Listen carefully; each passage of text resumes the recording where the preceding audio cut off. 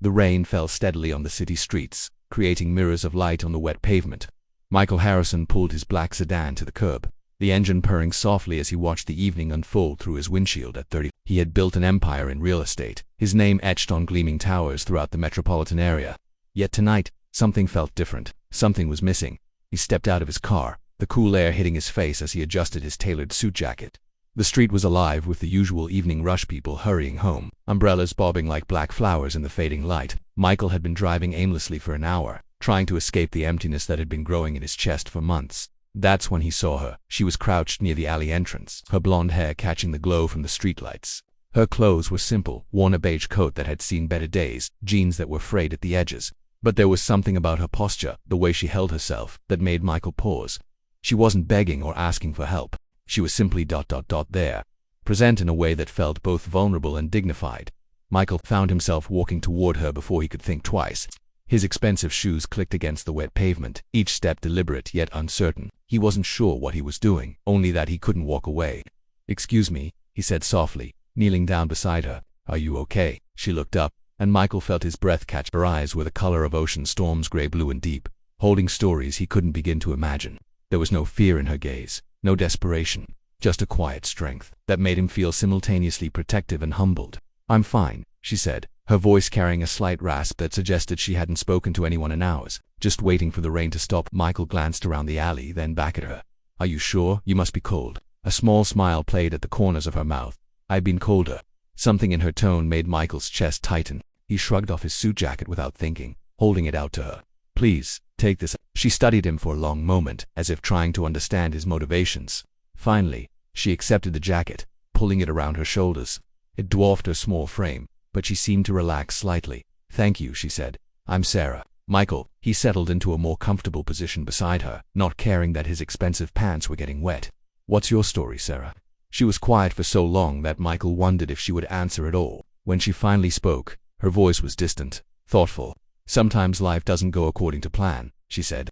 "Sometimes you lose everything you thought mattered, and you have to figure out what actually does." They sat in comfortable silence, watching the rain create patterns on the street. Michael found himself sharing things he'd never told anyone: his loneliness despite his success, his fear that he was becoming someone he didn't recognize, his growing sense that money couldn't fill the void inside him. Sarah listened without judgment, occasionally offering insights that cut straight to the heart of what he was feeling.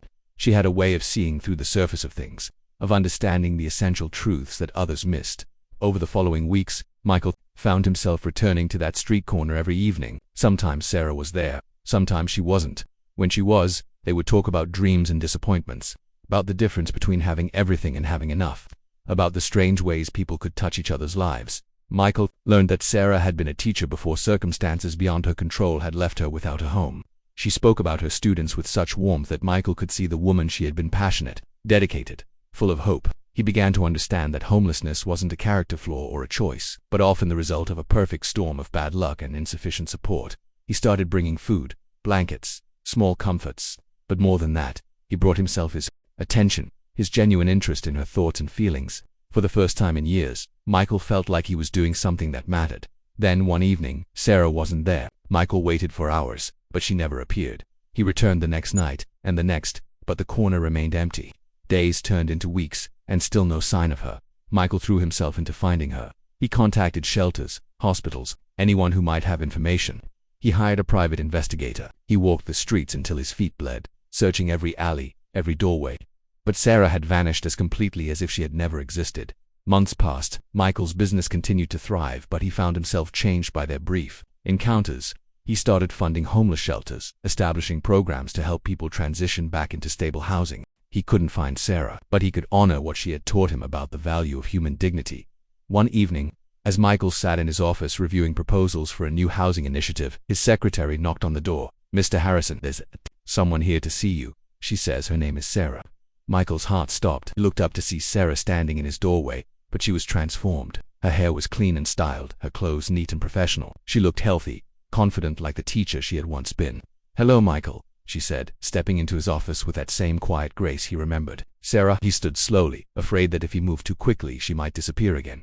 "I looked everywhere for you." "I know." She moved closer, and he could see that her storm-colored eyes held the same depth, the same wisdom. "I needed time to put my life back together." To become someone who could stand beside you as an equal, not someone you had to rescue.